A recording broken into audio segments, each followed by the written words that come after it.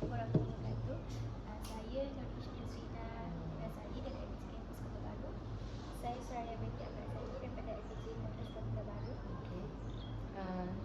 Saya Cikgu Siti Nur Ayuni binti Mahtamuddin, guru yang mengajar di SK Parang Putih. Cikgu mengajar saja. Saya mengajar bahasa Inggeris dengan sejarah. Cikgu, soalan pertama saya, semasa cikgu melaksanakan ataupun membuat rancangan ataupun pelaksanaan untuk PDP cikgu, adakah cikgu menggunakan DSKP? Semestinya wajiblah. Itu kita punya orang kata memang buku panduan lah.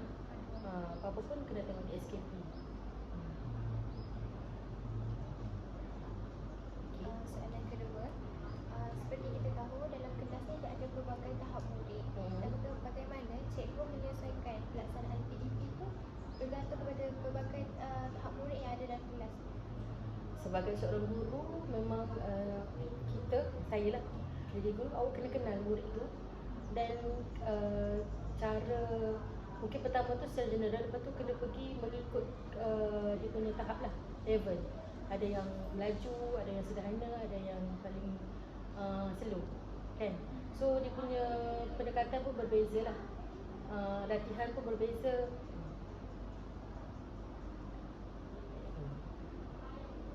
Ya, contoh macam kalau yang murid cemerlang dengan murid yang paling orang kata lemah dalam kelas, macam cikgu nak bagi latihan yang berbeza. Okey, contoh lah, kalau untuk bahasa Inggeris, mungkin kalau untuk murid yang pandai, kita boleh terus bagi petikan yang panjang, mungkin satu paragraf dia baca. Okey. Tapi kalau untuk budak murid yang lemah, kita bagi ayat, dia susun ayat. Kita scramble kan, scramble word, dia susun supaya menjadi ayat yang betul. Macam tu. Mungkin juga dekat untuk murid yang lemah ni, kita ada gambar raja. Gambar kan, vocabulary, kalau dulu mungkin vocabulary hanya sekadar perkataan. Sekarang ni kita kena ada dengan gambar. Jam, macam mana jam? Okey. So dia tengok gambar, tengok perkataan tu, dia boleh ingat lah kan. Ada contoh lah. Sebelum cikgu melaksanakan PDP dalam kelas, semestinya cikgu perlu mencipta RPH. Betul. Okey, cikgu lebih pilih untuk melaksanakan RPH digital ataupun secara tulisan? Semestinya kalau mengikut peredaran masa kita sekarang ni pun, saya lebih gemar digital lah. Kita pun ke arah nak menjimatkan penggunaan kertas A4 kan. Sebenarnya pun di Kelantan pun sebenarnya daripada KPM PPD pun dah mewajibkan penggunaan RPH secara apa tu? Ada istilah dia tu? ERPH. ERPH tu dia hantar untuk mengaktifkan D5, menggunakan ID D5.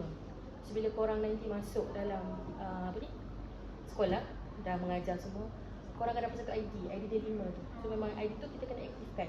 So antara salah satunya boleh guna ERPH tu lah untuk mengaktifkan benda tu. Soalan seterusnya, macam kita tahu dalam kelas ni ada murid yang aktif, ada murid yang pasif. Jadi bagaimana cikgu memastikan semua murid dalam kelas tu terlibat dalam aktiviti PDP tu? Sebenarnya dia agak mencabar. Kalau in reality, kalau dalam kelas 40-30 orang, untuk awak come up with very different activity, challenging lah kan. Tapi sebenarnya memang cikgu tu kena prepare aktiviti yang boleh menarik minat semua murid. Tahap. Maksudnya kalau terlalu susah pun, susah tu yang boleh lagi di catch up oleh budak paling lemah. Kalau mudah pun, tidak ada budak-budak yang pandai ni, terlalu mudah untuk dia. Macam tu. Kena titik tengah lah contoh. Contoh aktiviti cikgu nak Contoh aktiviti, contohlah mungkin aktiviti gambar rajah lah bagi saya. Kan, ada gambar rajah dengan perkataan, gambar rajah dengan ayat. Kan? Mungkin untuk murid yang pandai tu dia lebih sikit, gambar rajah dia ada ayat dia. Dia boleh, contohnya gambar rajah tu dia minat ayat. Mungkin kalau budak yang lemah, gambar rajah tu perkataan. So dia macam tak jauh sangatlah perbezaan gitu. Okey, soalan seterusnya, bagaimana cikgu ni meningkatkan kualiti PDP cikgu? Untuk meningkatkan ni, kita kena sentiasa, pertama kolaborasi lah, sentiasa kolaborasi dengan kawan-kawan kan.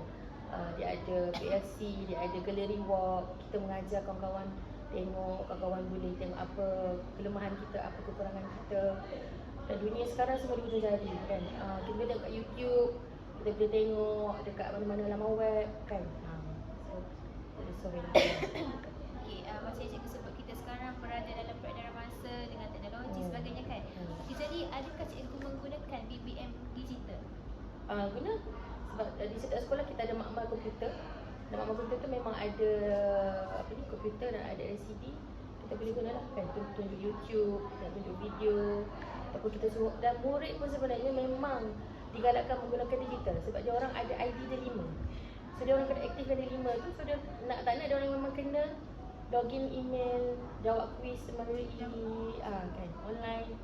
Memang benda tu saya rasa benda ni makin digunakan lepas PKP, masa PKP. Kita tak boleh kelas kan. So mereka kan online, so dia orang memang di-push. Nak tak nak kena. Selain daripada cikgu sendiri yang mengarahkan mereka untuk guna ID5 dan sebagainya, ada tak cikgu inisiatif cikgu sendiri macam cikgu buat sendiri kuis ke? Memang kita boleh buat ada kahot, ada banyak dekat D5 tu dia ada banyak dia punya ni. Kahot, lepas tu ada online, saya lupa dia nama web dia tu. Tapi antara cikgu yang banyak digital ni Teacher Fira lah, famous Teacher Fira, Teacher Ash yang saya jadikan panduan lah. Pada pendapat cikgu, bila cikgu guna BBM digital ni, adakah murid ni rasa lebih menarik kalau dalam aktiviti-aktiviti? Ya, semestinya. Sebab sekarang ni dia orang, kalau awak perasan, bukanlah kata budak sekolah, baby ataupun kanak-kanak prasekolah, dia sangat laju. Awak tak perlu ajar pun dia guna telefon, dia boleh guna kan. So memang dia orang minat lah kan. Kalau lah sekolah kita boleh cipta satu sekolah tu, dia satu murid satu iPad satu. Maksudnya dia learning dengan iPad kan. Maksudnya mungkin orang boleh lebih fokus kan. Buku teks dalam iPad ke contoh lah. Memang digital ni boleh menarik minat murid sebab dia orang terdedah daripada baby, daripada kecil kan dengan ni. Berbeza dengan zaman kita lah dulu.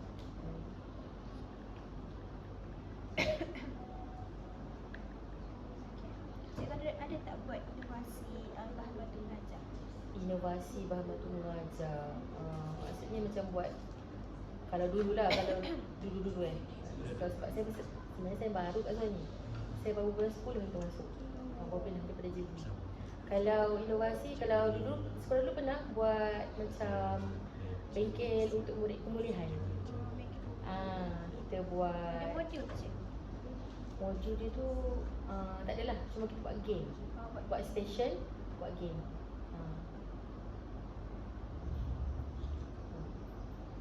Okay, biasanya kalau cikgu guna BBM digital, ada tak cabaran yang cikgu hadapi? Selain daripada macam biasanya fasiliti dia mencukupi, contoh macam tu. Cabaran pasti ada. Contohnya kekurangan lah kan. Kekurangan dan tak semua. Contoh kalau kelas 40 orang, tak cukup peranti tu 40 kan. Mungkin kena share lah. Mungkin dari segi kadang-kadang gangguan internet lah. Kadang-kadang lah. Sebab kita dekat airport kan, kadang-kadang dia memang mengganggu. Tapi overall okey lah. Macam cikgu boleh BBM digital ke? Kita kena gabung jalin kan. Sebab sebab murid ni berbeza kan.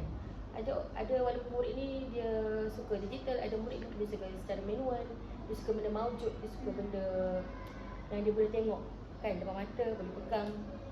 Digital banyak dalam phone kan. Saya rasa kita kena gabung jalin lah.